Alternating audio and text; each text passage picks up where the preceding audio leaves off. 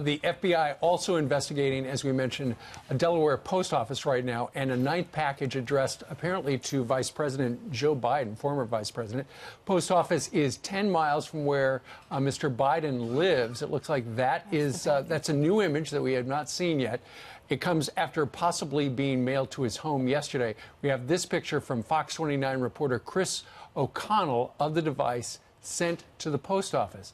And Bernie Carrick, you know, we saw the one image of the package that arrived at CNN addressed to John Brennan, which was misspelled. But this is the first time we've gotten a really clear look, if we could put it up once again, a really clear look at the package that was addressed to Joe Biden. And just like the one addressed to John Brennan, it doesn't look like, and maybe I'm wrong, it doesn't look like there's any ink over the stamps, which normally, if it's sent through the Postal Service, they print it hasn't been canceled. Ink on it, yeah, so that you can't reuse the stamps. Can we zoom that image up a little bigger, control room? Go ahead, Bernie. Listen, the one thing I find fascinating is the hand delivery element of this, the investigation, where these things were delivered by hand of some sort to Soros, to the Clinton residence, and maybe others. There's no way these people, whoever's responsible for this, there's no way they haven't been captured on video already. Yeah. And we saw that in Austin, right? Remember we saw that in Austin? They had it. They didn't share it until they found the guy. Yeah, exactly. One other interesting thing about this particular package, and apparently it is Debbie Wasserman Schultz's return address as well, is see that yellow band across at a diagonal? Apparently postage due.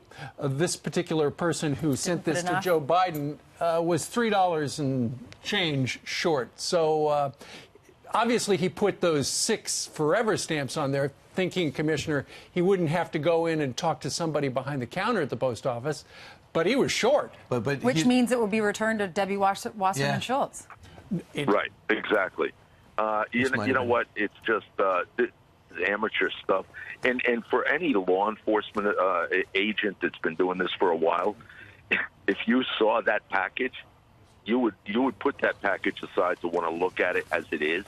I give the guys in the Postal Service an enormous amount of credit. They caught some of this stuff, the early on stuff, in screening, normal screening. So, you have to think that the system's working, and that's a credit to the people, too. All right, Commissioner, thanks so much. We'll continue to, if you hear anything, please call us. We're hearing sirens in the background because we're right in downtown New York City. An ambulance. Meanwhile, as we focus on New York where we're located, it's not the only place there's action. We have some sound now from a man who works across the street from the post office reacting to what he saw when he got to work, I believe in Philadelphia area. Newcastle, Delaware, we believe that's where the sound Newcastle, is from. Delaware. He didn't know. He didn't want his face shown. So let's watch. It's crazy. We live in a crazy world. I mean, it's nonsense that they do things like this, and it's just for attention. But we shouldn't have to be like this. So it sounds as if a ninth package has been addressed to the vice president. They did a sweep of his home yesterday in Delaware, and they could not find, that package. As it turns out, it was still at the post office, and there it is right there with postage due, with a Debbie Wasserman Schultz return address, and with the vice president's address. We've blurred it out at the bottom.